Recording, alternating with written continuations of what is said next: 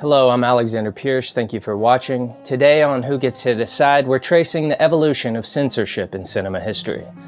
Let me say it straight. Censorship is not only somebody cutting a cuss word or covering a body. It is power. It decides which crimes can be shown, whose love is acceptable, which political beliefs are employable, and what the public is trusted to handle. From state censor boards to the Hays Code to ratings and streaming filters. Censorship did not disappear, it changed uniforms. In the early 20th century, movies were treated less like protected expression and more like a business requiring supervision. In the 1915 case, Mutual Film Corporation versus Industrial Commission of Ohio, the United States Supreme Court upheld Ohio's review of films before exhibition and treated movies as businesses rather than part of the press. That gave authorities broad room to ban or alter films before audiences saw them. Hollywood's next move was strategic. Regulate itself before government regulators did it for them. Tonight, we write another chapter in that story. Far indeed have we advanced from that few seconds of shadow of a serpentine dancer 30 years ago when the motion picture was born, to this public demonstration of the Vitaphone, synchronizing the reproduction of sound with the reproduction of action. The future of the motion picture is as far-flung as all the tomorrow, rendering greater and still greater service as the chief amusement of the majority of all of our people and the sole amusement of millions and millions, exercising an immeasurable influence as a living, breathing thing on the ideas and the ideals, the customs and the costumes, the hopes and the ambitions of countless men, women, and children. The Motion Picture Production Code, commonly called the Hays Code, was adopted in 1930. It enforced aggressively beginning in 1934 through the Production Code Administration. Major studio films generally needed its seal of approval. The code reached into the script before the camera rolled. It demanded that crime not receive sympathy, law not be ridiculed, and marriage remain protected. It restricted adultery, nudity, profanity, illegal drug traffic, interracial sexual relationships between black and white characters, and what it called sex perversion, language used to suppress LGBTQ representation. You and all other school parent groups about the country, and you must stand united on this and stamp out this frightful assassin of our youth. You can do it by bringing about compulsory education on the subject of narcotics in general, the dread marijuana in particular.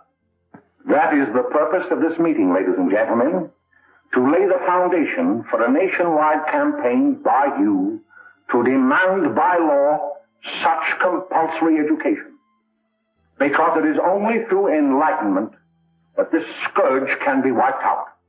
Out of the traffic in these drugs, a lawlessness that we can scarcely estimate has grown and is now flourishing. It exists in almost every city and hamlet in the country. It might be interesting and important for you to know some of the methods used in bringing these drugs into the country, and the work of the forces of law and order, which are daily combating the traffic, always at the risk of life by their agents. This ceaseless fight against the drug traffic is directed by the Department of Narcotics, Washington. Then during lunch, Ralph showed him some pornographic pictures. Jimmy knew he shouldn't be interested, but, well, he was curious. What Jimmy didn't know was that Ralph was sick, a sickness that was not visible like smallpox, but no less dangerous and contagious, a sickness of the mind. You see, Ralph was a homosexual, a person who demands an intimate relationship with members of their own sex. But by now, Jimmy felt a fondness for Ralph, and they continued to go places together. Ralph was generous and took Jimmy many interesting places and did many nice things for him. He bought presents and even gave him money, but payments were expected in return. You see, Jimmy hadn't recognized Ralph's approach soon enough. When Ralph first asked Jimmy to go fishing alone, he should have discussed it with his parents or teacher. The code did not just clean up dialogue, it redesigned American storytelling. Gangsters had to be punished, queer characters were hidden, coded as villains, or even removed, while interracial romance was pushed off the major studio screen. Yet, censorship created a strange side effect. Filmmakers became dangerous with subtext. Film noir, horror, and romantic drama learned to speak through shadows, glances, double meanings, and consequences. Billy Wilder's Double Indemnity from 1944 could present lust, adultery, murder, but its lovers had to be destroyed by their crime. The contrast is clear in Babyface from 1933, a notorious pre-code film. Barbara Stanwyck's character uses sexuality and ambition to climb through a banking company, and censors forced changes intended to prove that vice would not be rewarded. The Library of Congress identifies Babyface as part of a gritty, audacious cycle that helped bring strict code enforcement in 1934. Censorship also reached politics. During the Cold War, the House Un-American Committee investigated Hollywood. Calling the House Un-American Activities Committee to order, Chairman J. Parnell Thomas of New Jersey opens an inquiry into possible communist penetration of the Hollywood film industry. The committee is seeking to determine if Red Party members have reached the screen with subversive propaganda. And studio blacklists denied work to performers and writers suspected of communist ties. That is censorship by employment. No scissors touching the film, just the artist removed before the film can exist. Then the legal ground shifted.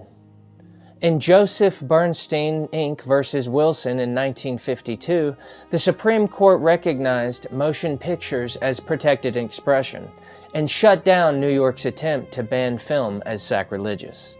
It demolished the old idea that film was merely a business with no free speech protection. The wall was cracked. What would this mean to the future of censorship? For one opinion, here is Ephraim London. The decision in the Miracle case was the first essential step. It undid a serious error made many years ago when motion pictures were in their infancy. The next step is inevitable. Sooner or later, licensing of motion pictures will be held and thought to be just as outrageous in the case of films as it would be considered now if it were attempted to license books or magazines. The fight that Milton fought in his time against licensing must be fought again and must be won again, this time with respect to motion pictures. For another opinion, Dr. Hugh Flick. The exercise of prior restraint by duly constituted authority is as old as society itself. It is part of the general system of self-preservation. Each medium of communication has its own unique emotional impact, and each medium of communication must have its own code of rules and regulations for guidance.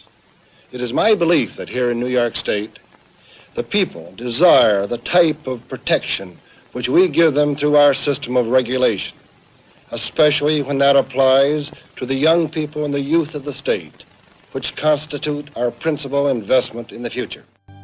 Billy Wilder's Some Like It Hot hit it with a hammer in 1959.